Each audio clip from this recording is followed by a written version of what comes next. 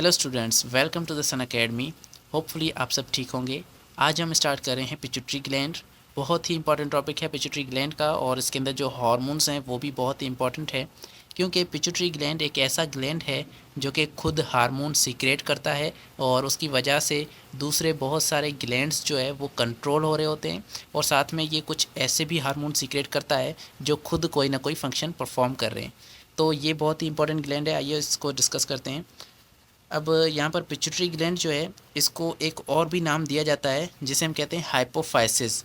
अब इसे हाइपोफाइसिस क्यों कहा जाता है? हाइपोफाइसिस इसीलिए कहा जाता है क्योंकि ये ब्रेन के अंदर, ब्रेन की नीचे वाली साइड पर मौजूद होता है। ब्रेन के जो अंदर है, नीचे वाली साइड है, वहाँ पर ये मौजूद होता है जहाँ पर हाइपोथैलेमस है। हाइपोथैलेमस के पास में ये मौजूद होता है, और यहाँ से ये इस तरह से हाइपोथैलेमस आ रहा होगा और यहाँ पर ये इस तरह से लटकता रहता है।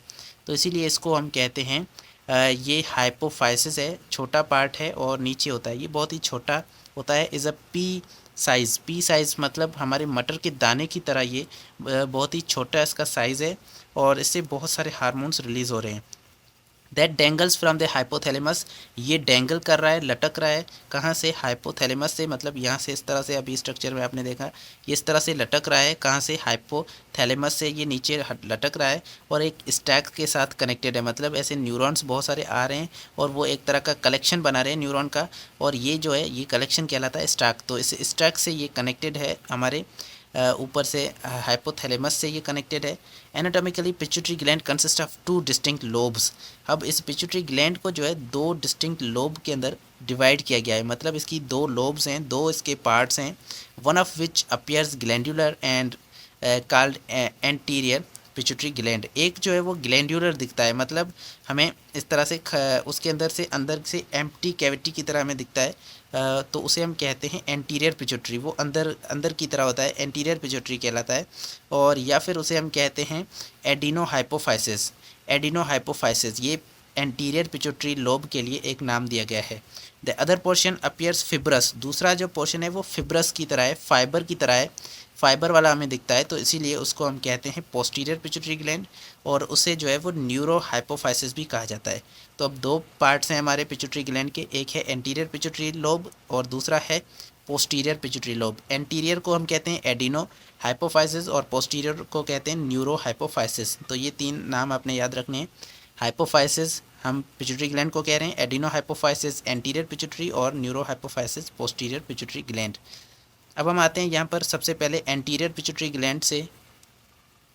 अब एंटीरियर पिट्यूटरी ग्लैंड को एडिनो हाइपोफाइसिस कहते हैं, हम देखा हमने। Anterior pituitary gland is independent endocrine gland. ये एक ऐसा एंडोक्राइन ग्लैंड है जो कि इंडिपेंडेंट है, मतलब किसी और से और पे डिपेंड नहीं कर रहा है। तो ये इसीलिए लिखा गया है यहाँ पर क्योंकि ये कंपैरिजन हो रही है पोस्टीरियर पिट्यूटरी से, क्योंकि जो पोस्टीरियर पिट्यूटरी है, जो पीछे वाला पिट्यूटरी का लोब है, वो एक्चुअली हार्मोन्स लेता है हाइपोथैलेमस से। हाइपोथैलेमस से दो हार्मोन्स बनते हैं और वो आते हैं पोस्टीरियर पिट्यूटरी ग्लैंड के अंदर, क्या होते हैं? स्टोर होते हैं। लेकिन ये एंटीरियर पिट्यूटरी जो है किसी से भी कोई हार्मोन नहीं लेता, इसलिए इसको इंडिपेंडेंट एंडोक्राइन ग्लैंड कहा जा रहा है। It produce at least 7 essential hormones. ये जो हार्मोन्स हैं 7 एसेंशियल हार्मोन्स ये प्रोड्यूस करता है, खुद बनाता है हार्मोन्स, इसीलिए इसको कहते हैं इंडिपेंडेंट। तो ये 7 इंपॉर्टेंट हार्मोन्स बना रहा है। Many of which stimulate growth of the targeted organs. बहुत सारे उसमें क्या करते हैं? स्टिमुलेट करते हैं ग्रोथ को। टारगेटेड ऑर्गन स्पेशल जो भी हमारी बॉडी के ऑर्गन्स हैं, उन ऑर्गन्स की ग्रोथ को कंट्रोल करने में हेल्प करते हैं। As well as production and secretion of other hormones. और दूसरे हार्मोन्स जो है बॉडी के अंदर, जो दूसरे ग्लैंड्स हैं, उनको भी ये रेगुलेट करते हैं ताकि वो अपने अपने हार्मोन्स जो है वो बनाएं और उसको रिलीज़ करवाएं। तो उसको भी ये पिट्यूटरी ग्लैंड क्या कर रहा है? कंट्रोल कर रहा है। ये कुछ ऐसे हार्मोन्स रिलीज़ करेगा जो कि जाएंगे और दूसरे ग्लैंड्स को कहेंगे कि वो अपने हार्मोन्स जो है वो बनाएं और उनको सीक्रेट करें। तो other hormones from additional endocrine glands, और दूसरे जो एंडोक्राइन ग्लैंड्स हैं उनको भी ये क्या कर रहा है? रेगुलेट कर रहा है। Therefore several other hormones Therefore, several hormones of the pituitary are collectively termed as tropic hormones. तो इसीलिए बहुत सारे पिट्यूटरी ग्लैंड के हार्मोन्स को कहा जाता है ट्रॉपिक हार्मोन्स। ट्रॉपिक हार्मोन उन्हें उन हार्मोन्स को कहा जाता है जो कि जाते हैं और दूसरे ग्लैंड्स को जो है वो हार्मोन रिलीज़ करवाते हैं, दूसरे ग्लैंड से वो हार्मोन रिलीज़ करवाते हैं। तो इसीलिए इन हार्मोन्स को हम ट्रॉपिक हार्मोन्स कहते हैं या फिर ट्रॉपिन्स कहते हैं। ट्रॉपिन्स मतलब वो हार्मोन्स जो कि जाते हैं दूसरे ग्लैंड से हार्मोन्स को रिलीज़ करवाते हैं। तो trophic hormones act on the endocrine glands that stimulate secretion of hormones produced by targeted gland. इस कुछ जो भी ग्लैंड्स हमारी बॉडी के अंदर हैं उन ग्लैंड्स के अंदर हार्मोन प्रोड्यूस हो रहे हैं और उन हार्मोन्स को स्टिमुलेट करने के लिए ये ट्रोपिन हार्मोन्स हैं जो कि क्या करते हैं, ये स्टिमुलेट करते हैं, उनको कहते हैं कि अपने हार्मोन रिलीज़ करें। तो वो दूसरे ग्लैंड्स जो है वो इन हार्मोन्स की वजह से अपने हार्मोन्स रिलीज़ करते हैं। जैसे कि हमारे पास थायराइड ग्लैंड है। थायराइड ग्लैंड क्या करता है, ये तब अपने हार्मोन रिलीज़ करता है जब पिट्यूटरी ग्लैंड अपना एक हार्मोन भेजेगा जिसे हम कहते हैं थायराइड स्टिमुलेटिंग हार्मोन TSH। ये पिट्यूटरी ग्लैंड से आएगा और इसको स्टिमुलेट करेगा थायराइड ग्लैंड को, तब ये अपने हार्मोन्स जो है रिलीज़ करेगा। तो इस तरह से ये जो TSH है ये एक ट्रॉपिक हार्मोन है और ये इसे ट्रॉपिन भी कहते हैं या ट्रॉपिक हार्मोन भी कहते हैं। तो ये जो वो सारे हार्मोन हैं जो कि दूसरे ग्लैंड्स को स्टिमुलेट करते हैं और ये सारे ट्रॉपिक हार्मोन कहाँ से रिलीज़ हो रहे हैं, एंटीरियर पिट्यूटरी ग्लैंड से। जबकि posterior pituitary gland trophic hormones को रिलीज़ नहीं करता, वो दो ऐसे हार्मोन्स रिलीज़ करता है जो कि खुद कोई ना कोई फंक्शन परफॉर्म कर रहे हैं। तो अब यहाँ पर देखते हैं हमारे पास कुछ हार्मोन्स के नाम हैं और उनके फंक्शंस लिखे हुए हैं। जो भी हार्मोन एंटीरियर पिट्यूटरी ग्लैंड से रिलीज़ हो रहे हैं उन हार्मोन्स के नाम और फंक्शन यहाँ पर लिखे हुए हैं। तो सबसे पहला यहाँ पर हार्मोन है एडिनोकॉर्टिकोट्रोपिन हार्मोन, जिसे ACTH कहा जाता है। याद रहे हमने पिछली वीडियो में हाइपोथैलेमस वाली वीडियो में हमने देखा था कि हाइपोथैलेमस का एक जो हार्मोन था वो इसको कंट्रोल कर रहा है, एडिनोकॉर्टिकोट्रोपिन हार्मोन को कंट्रोल कर रहा है। हम अब यहाँ पर वो नहीं लिखा हुआ है, देखें हमारे पास क्या लिखा हुआ है, सिर्फ एडिनोकॉर्टिकोट्रोपिन हार्मोन जो है ये क्या काम करता है, ये यहाँ पर लिखा हुआ है कि stimulate the adrenal gland to produce corticosteroid. लेकिन अब इस हार्मोन को एडिनोकॉर्टिकोट्रोपिन हार्मोन को कौन रिलीज़ करवाएगा, ये हमारे पास हमने पिछली वीडियो में पढ़ा है। तो अब आपको ये बात याद रखनी है कि ये जो हार्मोन है एंटीरियर पिट्यूटरी ग्लैंड में, इसको रिलीज़ कौन करवा रहा है, इसको रिलीज़ करवा रहा है हाइपोथैलेमस से आने वाले हार्मोन्स। हाइपोथैलेमस से एक हार्मोन आएगा जो कि इसको रिलीज़ करवाएगा, उसके बाद ये अपना फंक्शन परफॉर्म करेगा और वो फंक्शन क्या है, स्टिमुलेट द एड्रेनल ग्लैंड। ये एड्रेनल ग्लैंड को स्टिमुलेट करेगा। एड्रेनल ग्लैंड हमारी किडनी के ऊपर मौजूद एक ग्लैंड होता है जो कि कुछ हार्मोन्स रिलीज़ करता है और उन हार्मोन्स के लिए हम स्पेसिफिक नाम देते हैं जो है कॉर्टिकोस्टेरॉइड्स। कॉर्टिकोस्टेरॉइड्स जो है एक्चुअली ये एड्रेनल ग्लैंड के हार्मोन्स हैं जो कि हम आज आगे पढ़ेंगे। तो इनको रिलीज़ करवाने में ये एडिनोकॉर्टिकोट्रोपिन हार्मोन जो है ये काम आता है, इसे कहते हैं ACTH। और इसको रिलीज़ करवाने के लिए ये एडिनोकॉर्टिकोट्रोपिन हार्मोन कब रिलीज़ होगा, जब हमारे पास हाइपोथैलेमस से एक हार्मोन आएगा जिसे हम कहते हैं ACH, सॉरी यहाँ पर ACH हम लिखेंगे। तो यहाँ पर ये ACH जो है ये एक हार्मोन है जो कि आता है और एडिनोकॉर्टिकोट्रोपिन हार्मोन को रिलीज़ करवाता है। अब ACH का फुल फॉर्म क्या है, ACH यहाँ पर नहीं होगा, इसका शॉर्ट फॉर्म होगा CRH। तो इसका शॉर्ट फॉर्म होगा CRH, corticotropin releasing hormone, corticotropin releasing hormone. तो ये जो हार्मोन है जब आएगा हाइपोथैलेमस से तो ये रिलीज़ करवाएगा एडिनोकॉर्टिकोट्रोपिन में, आप ऊपर वाली टेबल के अंदर देख सकते हैं। और ये ACH यहाँ पर रिलीज़ होगा कहाँ से, एंटीरियर पिट्यूटरी ग्लैंड से, और ये एड्रेनल ग्लैंड के अंदर कॉर्टिकोस्टेरॉइड जो हार्मोन्स हैं उनको रिलीज़ करवाएगा।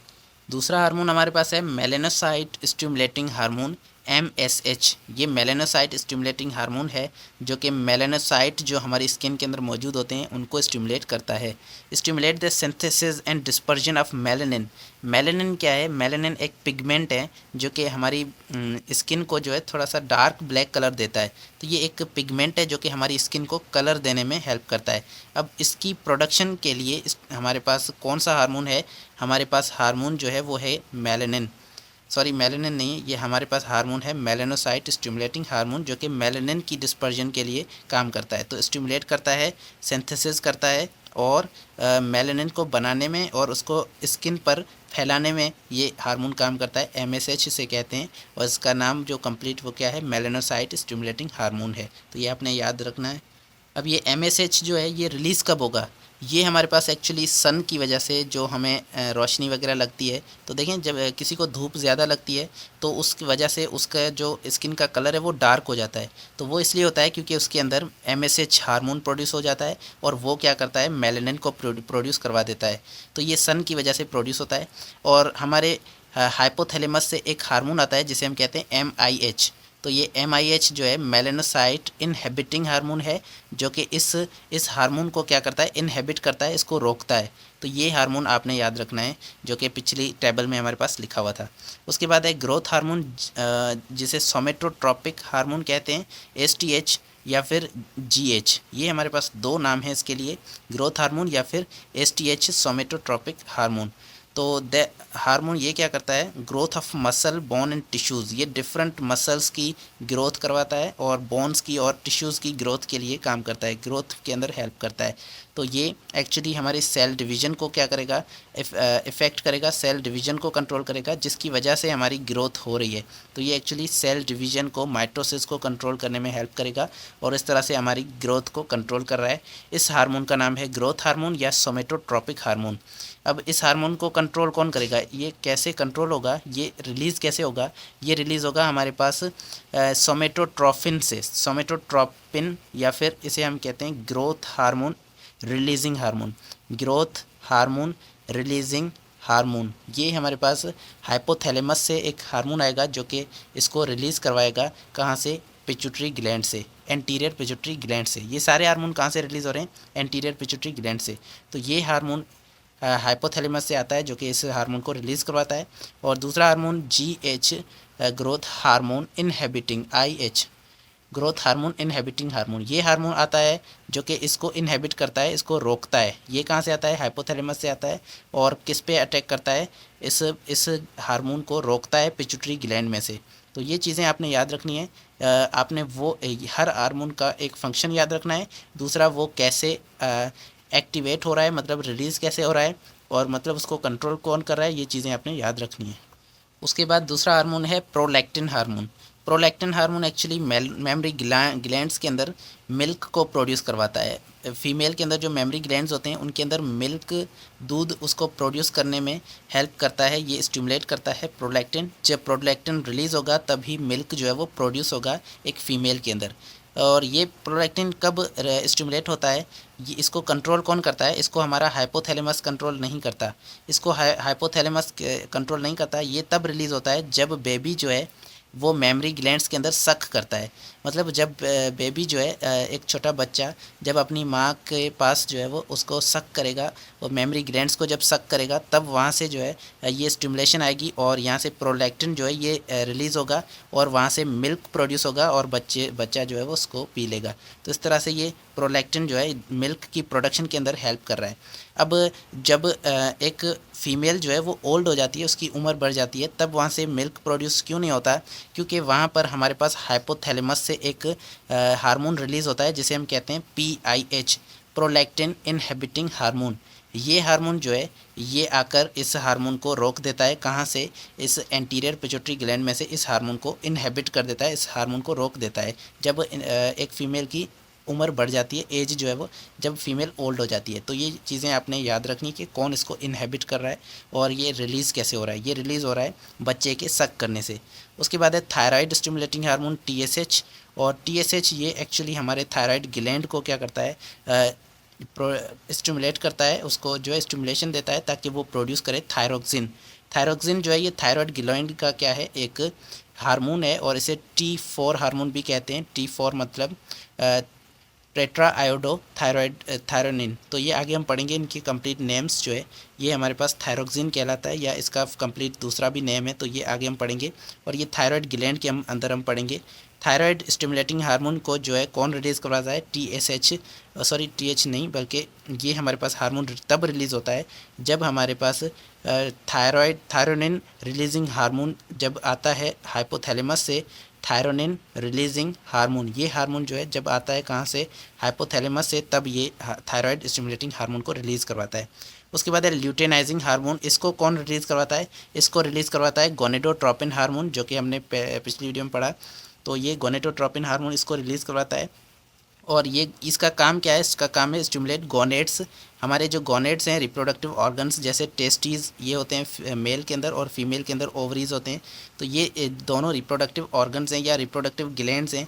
इन दोनों को क्या करता है, स्टिमुलेट करता है ताकि ये प्रोड्यूस करें स्टीरॉयड हार्मोन्स। दो हार्मोन्स हैं, एक है एस्ट्रोजन और एक है प्रोजेस्टेरॉन। ये दोनों हार्मोन्स रिप्रोडक्शन वाले चैप्टर में आप अच्छे से पढ़ेंगे। तो ये दोनों हार्मोन्स एक्चुअली प्रोड्यूस करने में ओवरीज और टेस्टिस के अंदर कौन हेल्प करता है, ल्यूटिनाइजिंग हार्मोन इनको स्टिमुलेट करता है। ये ल्यूटिनाइजिंग हार्मोन आएगा तब हमारे पास एस्ट्रोजन और प्रोजेस्टेरॉन ये दोनों रिलीज़ होंगे। कहाँ से, ओवरीज और टेस्टिस में से। और ओवरीज और ये दोनों जो है ये एक्चुअली फीमेल के हार्मोन्स हैं। एस्ट्रोजन और प्रोजेस्टेरॉन ये कहाँ से, ओवरीज से रिलीज़ होंगे।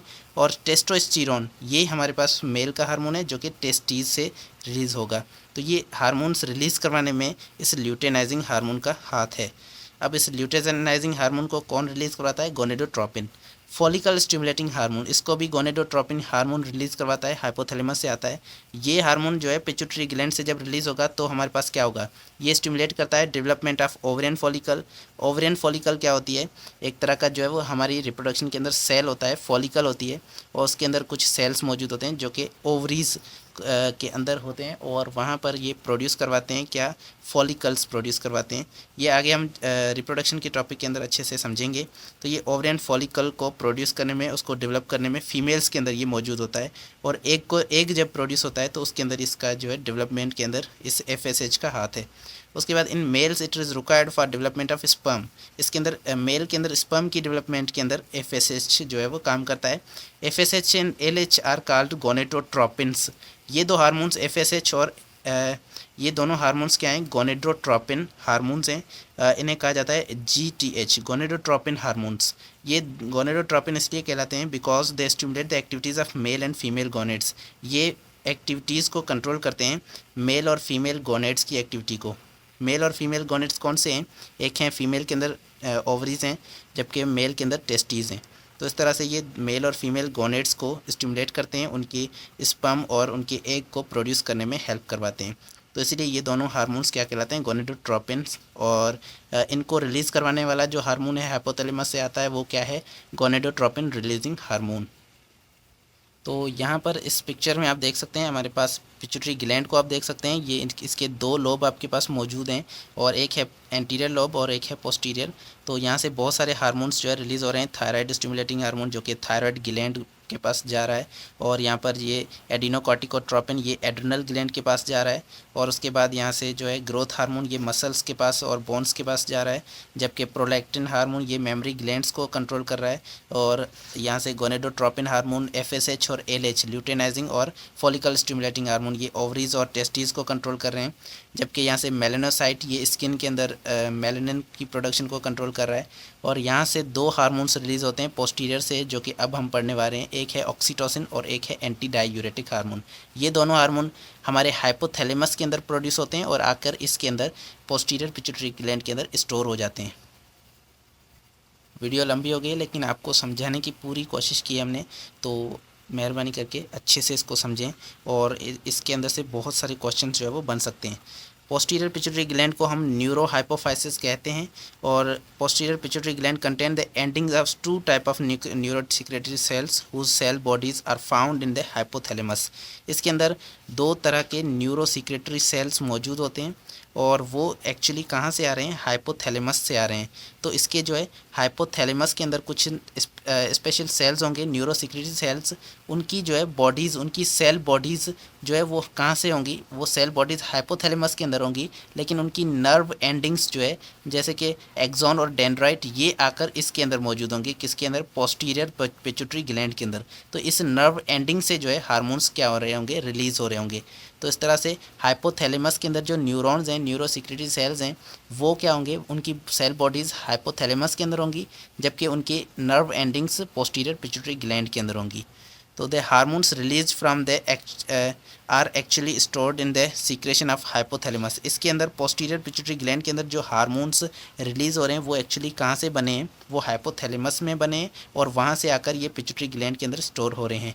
Anti diuretic hormone ADH oxytocin. ये दो हार्मोन्स हैं जो कि वहाँ से आ रहे हैं, कहाँ से, हाइपोथैलेमस से आ रहे हैं और पिट्यूटरी ग्लैंड के अंदर स्टोर हो रहे हैं। Anti diuretic hormone which literally means hormone that prevent urination. इसकी लफ्जी जो मीनिंग है वो क्या है, इसके अल्फाजी मीनिंग वो है hormone that prevent the urination. ऐसा हार्मोन जो कि यूरिनेशन से बचाता है, यूरिनेशन को कंट्रोल करता है। तो ये कैसे, हेल्प इन डिहाइड्रेशन, ये डिहाइड्रेशन के अंदर डिहाइड्रेशन से प्रिवेंट करता है। मतलब यूरिनेशन अगर होगी क्या होगा, बॉडी से पानी बाहर जाएगा, तो उसको कंट्रोल करने के लिए, डिहाइड्रेशन से बचने के लिए ये हार्मोन काम करता है। और एडीएच एक्चुअली क्या करवाता है, वाटर को रीएब्जॉर्ब करवाता है किडनी के अंदर। ये आपने पढ़ा होगा, होम्योस्टेसिस के अंदर हमने पढ़ा था कि ADH causes more water to reabsorb from the urine retained in the body। ये किडनी के अंदर रीअब्जॉर्प्शन करवाता है वाटर की, और जिसकी वजह से ज़्यादा पानी जो है रिटेन रहता है हमारी बॉडी के अंदर, और बॉडी से बाहर ज़्यादा पानी नहीं जाता, जिसकी वजह से डिहाइड्रेशन नहीं होती। तो ये एंटी डायूरेटिक हार्मोन की वजह से हमारी किडनी के अंदर क्या होता है, वाटर जो है रीअब्जॉर्ब होता है। By increasing the permeability of water in the collecting duct of nephron of the kidney. और ये कलेक्टिंग डक्ट के अंदर इंक्रीज़ कर देता है परमिएबिलिटी वाटर की। तो वाटर ज़्यादा से ज़्यादा कलेक्टिंग डक्ट के अंदर जाता है और वहाँ पर ये किडनी के अंदर आ जाता है। और रीअब्जॉर्प्शन यहाँ पर डिफरेंट जगह पे हो रही होती है, जहाँ से ये क्या होता है, हमारी डिहाइड्रेशन से हम बचते हैं और वाटर रीअब्जॉर्ब होता है, किडनी के अंदर वापसी आ जाता है। Oxytocin has two primary physiological effects. Oxytocin दो चीज़ों को कंट्रोल कर रहा है, प्राइमरीली दो चीज़ों को कंट्रोल कर रहा है, और दोनों फिजियोलॉजिकल इफेक्ट हैं, मतलब फिजिकल तरह से ये कंट्रोल कर रहा है, फिजियोलॉजी को कंट्रोल कर रहा है। It stimulate uterine contraction during labour and stimulate breast tissues contraction to produce lactation after child birth. ये दोनों एक्चुअली, ऑक्सीटोसिन क्या है, ये फीमेल के अंदर एप्लीकेबल है, ये फीमेल के अंदर सिर्फ होता है। और यहाँ पर ये फीमेल के अंदर क्या करता है, जब बेबी की बर्थ हो रही होती है, बेबी एक जन्म ले रहा होता है, तब क्या होता है, जो यूटेरस होता है जहाँ पर बेबी होता है, जहाँ से बेबी को आना है बाहर, वहाँ से क्या होता है, ये कॉन्ट्रैक्शंस करवाता है, मसल को कॉन्ट्रैक्ट करवाता है, और उन कॉन्ट्रैक्शन को हम कहते हैं लेबर कॉन्ट्रैक्शन। तो वो लेबर कॉन्ट्रैक्शन की वजह से जो है वो बेबी क्या होता है, बाहर की तरफ पुश होता है। तो इस काम के अंदर हमारे पास ऑक्सीटोसिन हार्मोन तब रिलीज़ होता है और ये कॉन्ट्रैक्शन करवाएगा, जिसकी वजह से बेबी जो है वो बाहर आएगा। और दूसरा इसका काम क्या है ऑक्सीटोसिन का, कि जब ये क्या करता है, हमारे पास जब मेमरी ग्लैंड्स के अंदर प्रोड्यूस हो रहा है मिल्क जब मेमरी ग्लैंड्स के अंदर प्रोड्यूस हो चुका है, तो अब एक स्टिमुलेशन आएगी कि मेमरी ग्लैंड्स से इस मिल्क को रिलीज़ करवाना है। तो ये मिल्क जब बच्चा जो है वो क्या करेगा, जब सक करेगा, तो वहाँ से हमारे पास जो ब्लड है वो रिलीज़ होगा, और इस प्रोसेस को हम लैक्टेशन कहते हैं। तो जो मिल्क जो जब रिलीज़ होगा, तो वो मिल्क रिलीज़ होने के प्रोसेस को कौन कंट्रोल करता है, ऑक्सीटोसिन कंट्रोल करता है। जबकि मिल्क की प्रोडक्शन को कौन कंट्रोल कर रहा है, प्रोलैक्टिन हार्मोन। ये हमने अभी पहले पढ़ा कि प्रोलैक्टिन हार्मोन मिल्क को प्रोड्यूस करवाता है और ऑक्सीटोसिन मिल्क को रिलीज़ करवाता है, ये आपने याद रखना है। Additionally serving as a chemical messenger to the brain, it plays significant role in part in social interaction in human behaviour. तो ये जो है केमिकल मैसेंजर के तौर पे, मतलब हार्मोन्स के तौर पे ये हमारे पास डिफरेंट हार्मोन्स दे रहा है ये पिट्यूटरी ग्लैंड। साथ में ये पिट्यूटरी ग्लैंड और हाइपोथैलेमस ही मिलके बहुत ही इंपॉर्टेंट नर्वस कोऑर्डिनेशन के अंदर रोल प्ले करते हैं, जो कि पिछले चैप्टर में हमने पढ़ा था। ये सोशल इंट्रैक्शन और ह्यूमन बिहेवियर के अंदर भी बहुत इंपॉर्टेंट रोल प्ले करते हैं। तो फाइनली ये हमारा पास पूरा टॉपिक था, और टॉपिक बहुत ही इम्पोर्टेंट था, तो इसको हमने आपको बहुत ही अच्छे से समझा दिया है। तो सारे जो क्वेश्चंस हैं आपने ये जो भी एक्स्ट्रा बातें हमने आपको बताई हैं, ये आपने नोट कर लेनी है, और ये सारी चीज़ें जो है आपको याद रखनी है, ताकि आप कोई भी क्वेश्चन को सॉल्व कर पाएँ। तो मिलते हैं नेक्स्ट वीडियो में, और अगर वीडियो पसंद आई हो तो वीडियो को लाइक कर दें, चैनल को सब्सक्राइब करके बेल आइकन को प्रेस कर दें। मिलते हैं नेक्स्ट वीडियो में। Thank you so much. अल्लाह हाफिज़।